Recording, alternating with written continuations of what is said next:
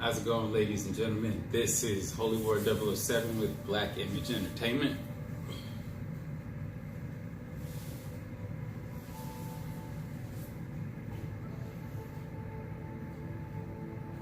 Good afternoon, ladies and gentlemen. I go by the name of Cutthroat. Awesome. So what I'm bringing out here today, over the past weekend, I did go see that movie Venom, and I was thoroughly impressed by the movie-going experience, is the way that I'm going to phrase it. You know, after sleeping on it, I decided, are you sure it can hear us over there? After sleeping on it, I decided that maybe I would reconsider going with the movie plan so that we would have intelligent banter about the movies and what we thought, what we didn't like, and all that kind of stuff. The only problem that I'm really having is the nights. Like, you know, the time slot. That's the only reason I haven't done it yet. Because if we already have the one night that we barely eking out, then how would I possibly squeeze in another night? No, what we may have to fool around and do is do everything on one night. The movie and all videos. But that being said, like I said last week, I'm still not interested. The movie didn't get terrible reviews. There were a lot of reviews that said that, you know, the movie wasn't what you expected. And I don't care. I don't give a shit. On a kind of side note segue from Venom, well, what did you like about it before I say it? Okay, so as my aspects of things that I did like about it, I did like the pacing all the way through. The pacing was really good. So, meaning by that, I mean that they didn't take a whole segment for a huge long montage or run it down with a super long origin story with tons of explanation.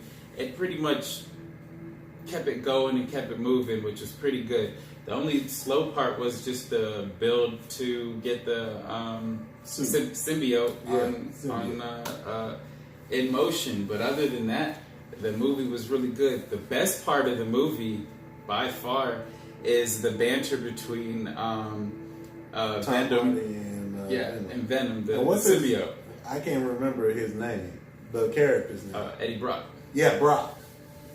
I would never remember Eddie, but I remember Brock. And so, because Spider-Man didn't call him Eddie, right? He called him Brock. Yeah, he always just like called him by his last name. Yeah, for some strange reason. And so, so a lot of diehard fans would be mad because Venom actually linked with Spider-Man first, correct, before he got to Eddie Brock. Correct. Since the money deals, and right now Spider-Man's leased out at the moment. They couldn't really put Spider-Man in there, and I pretty much was okay with it, honestly. As the relationship between Eddie Brock and Venom grew throughout the movie, I'm glad they didn't water it down with a cheesy montage of him learning how to use the powers. It kind of just happened, and still, even by the end of the movie, he still wasn't in full control over the symbiote and everything. It was more happenstance. And the cool part that, spoilers. I don't want any spoilers. You're not going to go see the damn movie in the first place. Just because You're not going to go see this damn movie. You're not going to go see this damn movie. I know it. You know it. They should know it by now that you're not going to go see this damn movie. But the spoiler alert wasn't even going to be any names dropping or anything. I was just going to say in the final battle, it was still more Venom doing more of the work than Eddie Brock and Venom doing it together, I guess you can say. So I'm just saying, more or less, he still doesn't have 100% control over Venom the symbiote by the end of the movie, and that's the big thing that I was trying to get at, is they didn't waste time doing a cheesy montage to be like, okay, 15, 20 minutes of a montage, and now he's the greatest Venom suit symbiote user on the planet. And that's one thing Doesn't he already qualify for that? Well, that just basically the way they do it is that's how Venom stays alive, is the way that they said it. Yeah, that's how it was in the comic. Yeah, but he wasn't. He didn't have control or can make anything happen at will. It was just kind of like, at times Venom was like, "We're doing this," or you know what, I'm saving us because I don't want you to die, because if you die, I die. Right. And so, on those aspects, it was really, really cool. Things I didn't like: almost every action sequence out there. So, the reason I say that is most of the action sequences weren't like, ooh, ah, that's awesome, ooh. They looked corny in the previews. That's one of the reasons why I didn't want to go see it. I mean, I saw a teaser trailer or something like that where he was on a motorcycle and then like that was probably the least best part of the action sequences. All the other action sequences were better than that, actually. Well, they picked the worst one to do an advertisement with, and it just turned me off. So, I mean, if they would have swapped the other ones around, you'd have went to the movie and then been disappointed, because then they would have showed too much. They would have showed too much, and then they would have showed the best scene of the movie.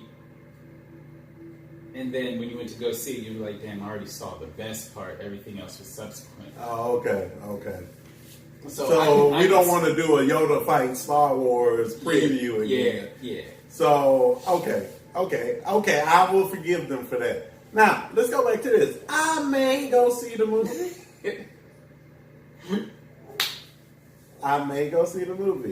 I just haven't really committed to it just yet. Okay. And your hang-ups are still? Well, it's still the same thing for me. You know, going to the theater, you know, outside of that IMAX experience with Fallout, going to the theater just really there was no benefit. I could sit at home in front of my TV and get a theater experience. Almost even a better theater experience, because I'm comfortable, I can pause, I don't have kids running up and down the damn stairs, I don't have people cracking on popcorn, all that shit. I can have it loud as I want, I can have it low as I want. So I'm a little spoiled with having that ability. So, you know, it is what it is. But I can definitely see going into a movie like Venom for an IMAX experience. Mm-hmm. And matter of fact, I'm even willing to commit to my viewers tonight that if Venom is still playing in IMAX, I'll go see it tonight. That's how I'm feeling today. Okay. So, out of Venom being, my rating that would fully give Venom would be, for a full movie-going experience, for the experience itself, I'd give it a B+. I enjoyed my time there. It was very cool. The only thing that they could have done was have more Eddie Brock Venom dialogue banter, because that's by far the best part of the movie. And the only bad part is, what color is Venom? That's a question for you. I think he's some kind of blue-black. He's basically black, dark as shit.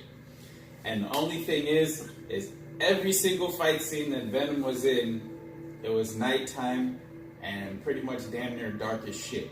So it reminded me of the original Transformers, where shit was going on the screen that you thought was cool, but you couldn't tell what the fuck was going on. And that is my only real downfall, once I said to the action sequences being kind of more of the weakest part of the movie, is because a lot of the action sequences were so fast, so furious, and dark. I mean, dark, that you couldn't really tell what was going on until a move was already completed. And so that's my only takeaway. So did they ever show Venom during the day? Ooh, yes, but it was inside. He was never just strolling down the street like, motherfucker, I'm Venom. And so, well, you know what? Let's take you wrapped up with Venom? More or less, I was going to give it my my regular movie take. So out of a $16 movie ticket, I would have given a good $10 for it. So small segue. You know, a movie that did really good with dark elements, and it's a definitely cutthroat recommendation, Pitch Black. They did a lot with darkness and pulled it off very well. But that also goes with the tone of the film. Right. So let's bring it back to Venom. Was the tone of the film not embracing all the dark elements that you had to go with in order to enjoy the movie? You get what I'm saying? Yeah. So here's the thing, because in the trailers, I didn't think the tone of the movie was going to fit from what you saw in the quick trailers and everything like that. Right. I thought it was going to be kind of terrible. And I told a lot of people that going into it, I didn't think it was going to be that good, but I'm going to go see it. But once the tone and everything got set in the first half, everything that they did made sense. Okay. And so I will give them that hands down. And like I said, Pitch Black, tonally, it was supposed to be dark. It was supposed to be suspenseful, but everything in Pitch Black made sense too, though. Yeah, it was supposed to be, but in this, Venom isn't necessarily somebody that's stealthy, creeps through the night, and then come get you. No, he's just a big brute badass, and so you can show that, and so they didn't have to shroud everything in darkness. So I think the reason they shrouded everything in darkness is because they didn't want to spend the time of cleaning up all the computer generation to make it look that seamless. And so that's personally why I think it was. I like that. I like the way you pulled that together. That's nice. Okay. Well, if you want to go that route, are you insinuating that the Amazing Spider-Man's CG wasn't seamless? So, the funny that you say Amazing Spider-Man's, I've seen each one of them a half a time, because when I watched them, I was not falling asleep, but I wasn't paying as much attention as I could have, would have, should have, because I wasn't gripped or loved it or anything like that. So I really couldn't tell you shit about the movies. So you didn't like the actor on the Amazing, because that's what most people had a problem with. I liked him. I thought he was good, but I thought he was cool as Spider-Man. I thought he was cool as Peter Parker. But anytime they spent time on the love aspect of his relationship and how that's supposed to be weird and not silky smooth, it was like nails on chalkboard to me. And you know what? They did miss on that. And so they didn't land that. And so that was my whole thing. And the bad part is, they spent and dwelled so much On it. Yeah. and so that's what pulled Yeah. it away. If that was Yeah, just they did. a minor aspect of the film, and Maybe we would have let them get away with it. exactly. But they spent more than half of the movie focusing on that bullshit. Yeah, and it was very piss poor, in my humble opinion. And so I can't remember any of the computer generation stuff. So I would like to say it wasn't bad, because if it was awful, I would remember it. Right, you would have called it out. You would have been like, not only that I had to deal with the shitty relationship bullshit, I had to deal with the shitty CG, but we didn't say that, right. So And admittedly, I've only seen it once myself. So, I saw them both in the theater. I have them both at home. I own them both. Didn't even bother watching them. It was just like, well, I'm gonna get them, but yeah, just kind of out of fandom. That's why. Yeah. That's why I went to go see Venom out of fandom. I love Venom as the comics. I like Venom from the video games. Venom and Carnage and Spider-Man. I love that SNES game. Come on, man, you can't beat that game. Maximum Carnage, awesome.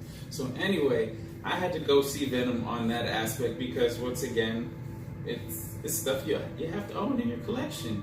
I mean, the only thing I've been sleeping on in my collection right now is The Last Jedi. I've only seen it a couple times in the movie theater, and I cannot bring myself to watch that movie again. So I understand about buying movies and just having them sit there, because you just had to have them in your collection. Well, that being said, anything else we doing on Venom? No, I do think you should go see Venom. The IMAX experience does make the experience. I wouldn't waste my time going to go see it in just regular digital if you can help it. The experience is the experience. So I wanted to throw that out there. So like I said, I'd give it a B+ for entertainment value. It's not an Oscar winner. It's not the greatest thing in the world, but it is pretty fresh take on the whole thing, and it's not god awful, and it surprised me on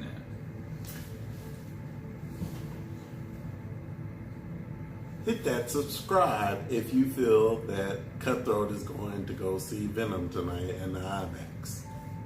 Ooh. Like I said, keep it easy. Hold the word 007. Make it happen. Peace.